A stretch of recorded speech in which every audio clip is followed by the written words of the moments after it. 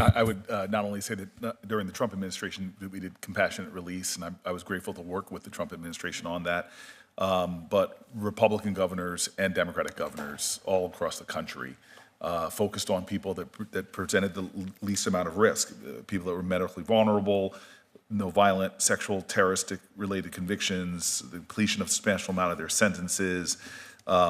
So this was not unheard of, and there were people advocating for that all over the country. Again, Democrats and Republicans felt that that was the right thing to do. And then just, Professor Russell, I'm sorry. I know you said your family's here, but is that them in the second row back there? And those are your three boys?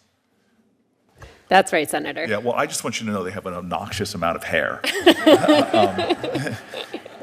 And I feel a little frustrated by that.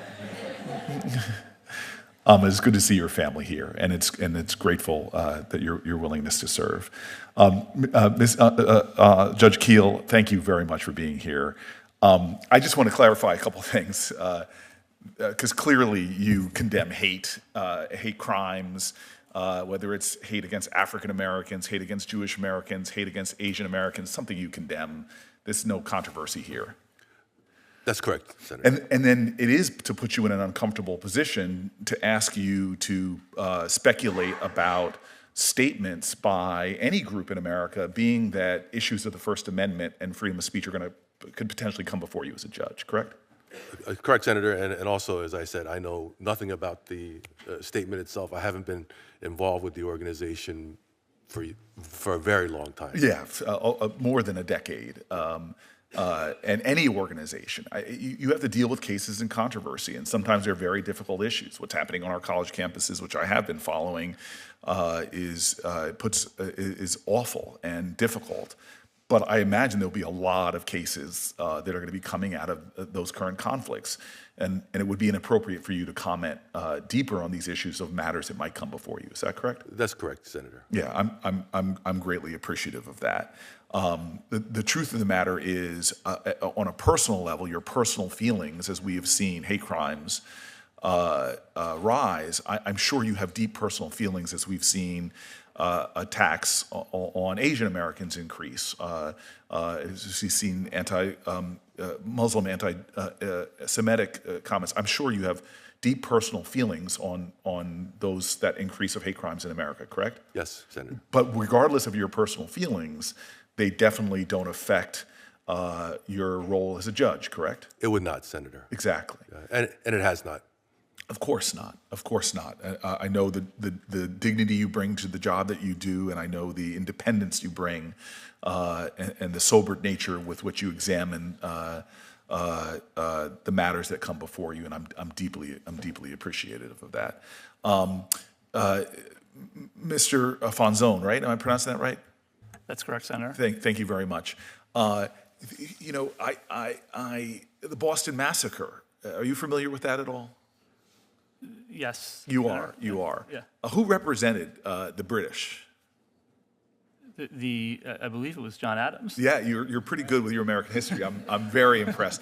I was trying to make you stumble, sir. You passed. I won't ask you to do any complex long math, but clearly you graduated high school history. So an American founding father represented British who massacred early colonists. Is that correct? That's correct, Senator. Should we cast any aspersions on the patriotism of someone who represented British? As one of our presidents, I don't think we should cast aspersions on John Adams. I really appreciate that. I am a member of not a member of, but I have supported the ACLU in the state of New Jersey a lot.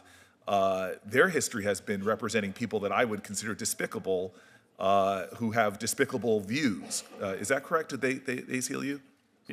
Yes, they've definitely represented folks who have despicable views. Yes, and should I ascribe any of the views of the clients that you've had in your life, should I ascribe them to any of your personal feelings? No, Senator. Okay, I appreciate that.